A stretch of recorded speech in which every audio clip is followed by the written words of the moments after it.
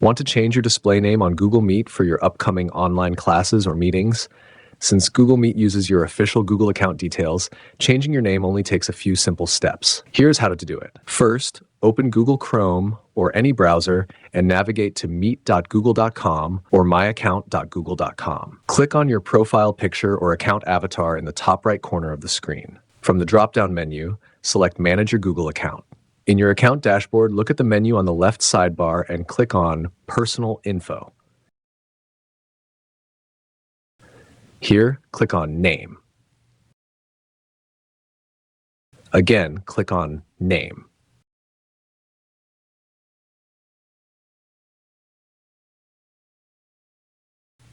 Type in your new first name and last name as you want them to appear during your meetings, then click the Save button. Your new name is updated and will automatically show up across Google Meet and all other Google services. If this quick guide helped you out, please give it a like and subscribe for more fast tech tutorials.